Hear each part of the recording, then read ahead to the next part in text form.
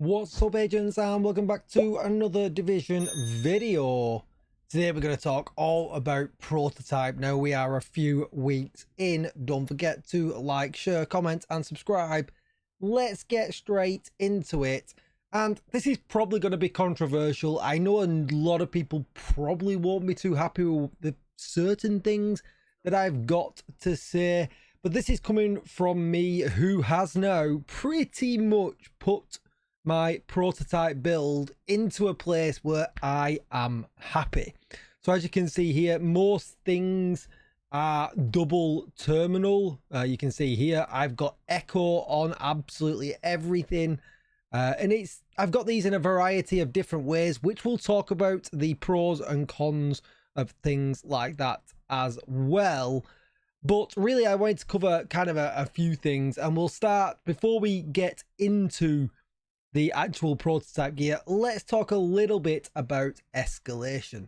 So if you've been into Escalation over the past week or so, you will notice that the drops have significantly increased from where they were when the Prototype patch, we'll call it, year 8 season 1 dropped, and that has kind of been reduced a little bit because initially they were dropping in chests and we were getting a lot more than what we are getting now. But what I want to talk about essentially is, with Escalation, is the token system. So you can see here I've got 999 Escalation tokens. Now that might seem a bit weird, or a bit, wow, how on earth have you got 999 tokens? And give or take the people that'll put things in the comments like, oh my god, Massive have given him the tokens for free, or he's been given the gear for free, you know, all the silly comments like that. This is simply because the Escalation system, when it comes to rewarding tokens, gives a huge advantage to people who are not the leader of the group. Now, it doesn't matter too much in my circumstance. I have been very, very lucky to have a squad of gamers where we have absolutely been blasting the game since Prototype came out. We have been putting in 8 to 12 hour days alongside my normal working day. It's not left any time at all for sleep or a personal life, but just to try and maximize the system and kind of see how long it will take the average player to get to where we are now, considering the amount of hours that we have put in. But what I'm talking about is that if you're participating in an Escalation, there's no downside for you. Only the person that sets up the mission is arguably going to be the person that's going to lose anything when it comes to playing Escalations. And I think that's kind of a little bit unfair. It really should be a shared bounty where everyone has to put something in, where the risk has to be that everybody loses something. So you can see here at the moment I've got 999, and if I wanted to buy the max tier, it's going to cost 97. I'm going to get 94 back. You also get a bonus of 25 for doing tier 10, but that is a huge risk reward to lose 87 to kind of only return that many. Whereas if I just participate in said Escalation mission, I'll get 25 for basically just being there, whether we fail or not. So yeah, that is not the greatest. It really could do with being a shared pool, but that's kind of my comments on that. Now, it'll be interesting to find out what we get to do with those tokens at the end of the season. Be warned, we have been told they are going to be wiped every season, and we will have to start again. I essentially assume that we'll have to start at tier 0 again as well within Escalation missions and work our way up to tier 10 again. That's a little bit weird at the moment. It's character specific. I would kind of like that to be cross account. These tokens are again character specific, and when it comes to Prototype cores, they are also character specific. And if we've bought shared materials, I think essentially they should just be shared across the account. Let us have that choice rather than the choice being made for us. But that's one thing. But I don't really know what they're going to do with the Escalation tokens. Maybe a vendor of some sort, maybe gear of some sort, a bit like the Division 1 global event vendor. Maybe over days they'll have different types of Prototype gear available where we can buy caches, or maybe we can just quite simply trade them for Prototype cores. I wouldn't mind either of them scenarios. So moving on from that, let's talk about these. Let's talk about prototype cores. So you can see here I've got 220 right now because the drop rate in escalation from kind of around tier 5 upwards actually gets very, very good. Doing DCD, which is a very short mission with only about 120 enemies when you're playing 4-player, still will net you about 8 to 15 on a really good run prototype pieces that obviously you can convert to cores. And that's pretty good considering that me and my team have got that down to around a 15-minute run. Now, I understand that that is probably outside of the norm, but I have been in pickup groups. I was just in some just now, and we were doing it in 20 minutes. The player base has got very good very quickly at running tier 10. I certainly don't think that it's been the challenge that the devs were probably hoping for, in that most of the player base would not be at player 10 already, and it would kind of be the 1% at player 10. I do think it's not as big as what that might sound. I do still think it's probably quite a small aspect of the player base being at tier 10, but it does kind of come down to some other frustrations in that really builds are required. And when it comes to playing escalation, there's not much when it comes to build variety that we can actually go in and use unless we really want to struggle and it not be efficient. For instance, ongoing directive. If you're not getting the kills, you're not getting the bleed bullets, you're not putting out the damage. Talents like killer on the gun effectively fall short because, again, if you're not getting the kills, you will fall short in doing your damage. So obviously strikers, tipping scales, all red heartbreaker start to come back and just start to shine. Probably nothing wrong with using a full high-end build, but it will just fall short just like it does in every other place in the game compared to strikers and tipping scales. Also, it gives a really good advantage to healing build because they can effectively go in with 0 prototype and do an effective job even at tier 10. And therefore, if you've noticed that you've seen a lot of more healers show up all of a sudden, it's because they can get into tier 10, get prototype cores, and use that to feed their other builds. So let's talk about a few other things. I got a lot of grief in my previous video about spending 5,000 exotic components. Oh my god, how has he got 5,000 exotic components after playing the game for 7-8 years? Well, that's just because I play a lot, and this week alone I have farmed 1,700 prototype cores. Yes, you heard me correctly. 1,700 prototype cores, because when I go hard, I go hard. That also includes 500 exotic components. And basically, I've got that through a variety of ways. This week, we have had it much, much easier when it comes to farming things like exotics. We have had the content creator projects where we can farm them on each of our 4 characters. We have also got our daily weekly SHD project as well. We've got keys from the Ronins that we can use to sometimes get exotics as well. And as you can tell, I've been hitting tier 10 hard, netting me 3 for completion, plus the odd exotic here, there, and everywhere. That has basically given me enough extra exotics to get this backpack, which I got yesterday morning while having my coffee. I crafted a striker's backpack. I turned it to prototype and was lucky for it to finally hit double terminal, and I went 1 out of 1 re-rolling it to Echo. Now that is huge luck, huge luck when you consider that I spent over 1,200 prototype cores getting Echo on my gun. That was insane. Nothing else here hit the 25 mark. I was very lucky in doing that. Some of the pieces came with Echo, some of them didn't, but I was very lucky in that respect. Now, there is a salvo, a unit alloys at the vendors this week. If you go to it and purchase it, it always crits double terminal, meaning the rate of fire and whatever you have here in the bottom slot will roll double terminal if you want a bit of a heads up on getting some really good prototype gear. You will, however, have to still play the gambling game to get Echo on it. There's a hotshot mask for sale as well, I think, in the clan vendor that comes double terminal with Echo on.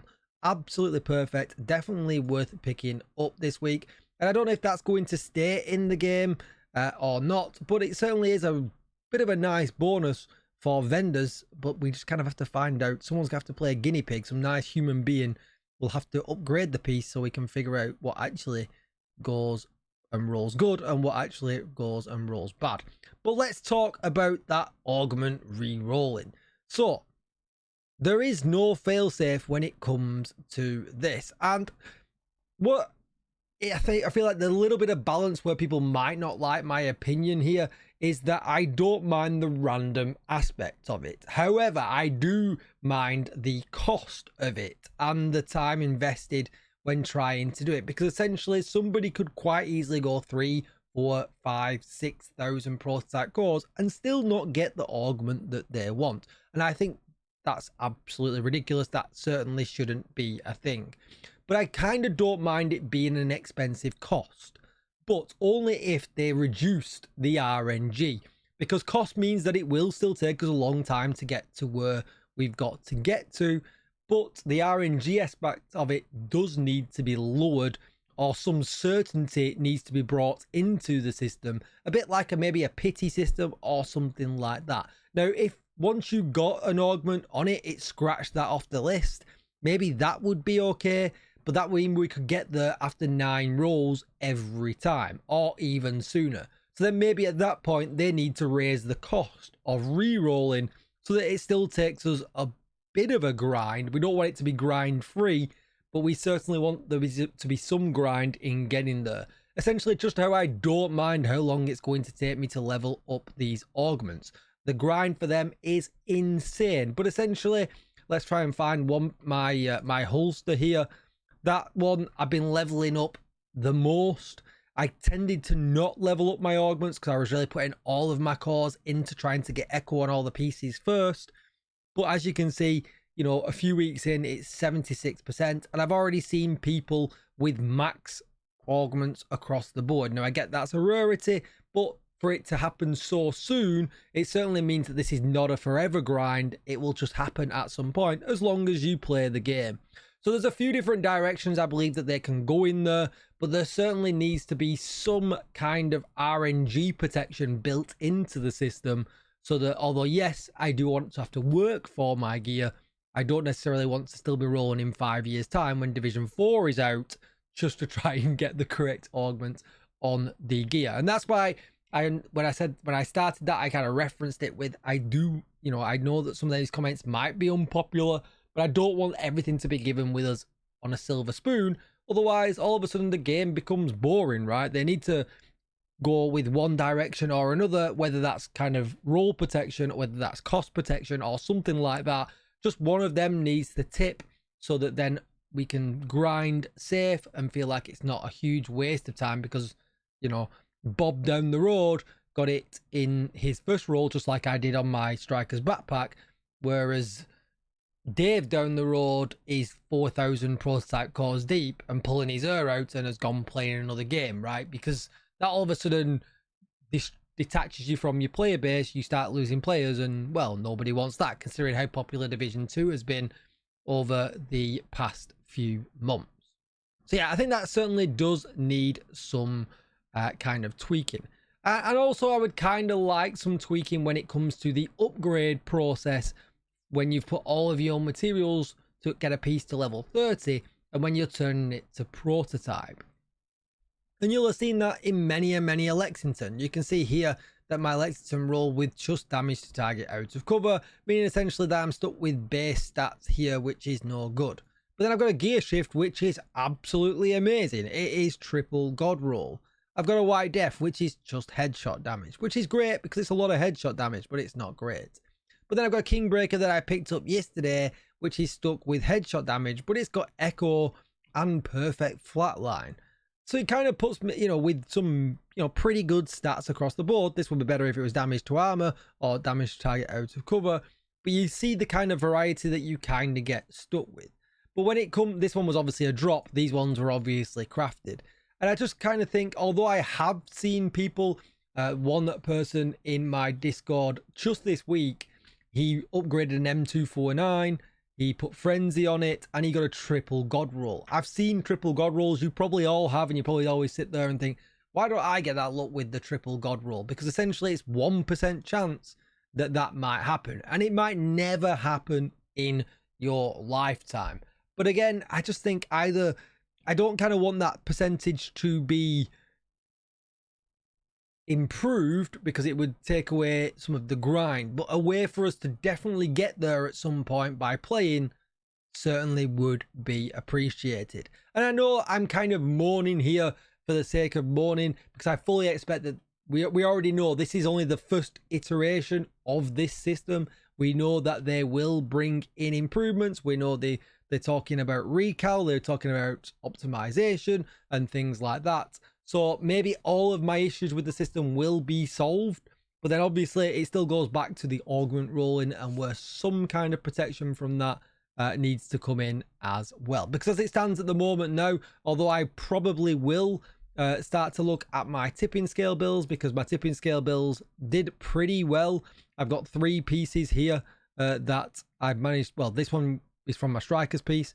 2 of these here I got pretty lucky with converting. You can see they're double terminal, and then these ones are just regular pieces that have not done so well. In fact, the backpack was from when tipping scales was available in the missions just the other day. Unfortunately though, it doesn't work. We have to keep our regular guns, we can't change. So I will kind of look onto this, but will I spend thousands and thousands on these 2 trying to get echo on them? Probably not. I think I'll probably just be satisfied with what I get and kind of wait for some improvements to the system now that I have put my time and got one build just to kind of where I want it to be. So the question is, how long does it take a regular player to farm what? 5,500 exotics, around that kind of number, or over 1,700 prototype cores? Well, it probably takes them an extremely long time. In fact, it could take some players, depending on the playtime, the whole year or 2. So does the system need some tweaks? Yeah, it does. Absolutely it does, because not everybody is a hardcore player, and not everybody's going to know life the game like I have for the last few weeks.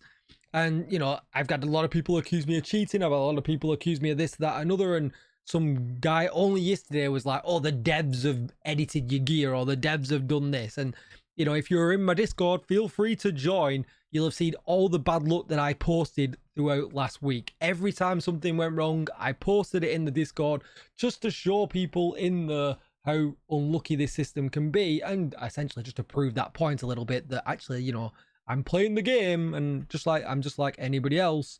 I'm grinding. I've just put an ungodly amount of hours into it to kind of get where I am. But now I've got that build, I'm kind of happy.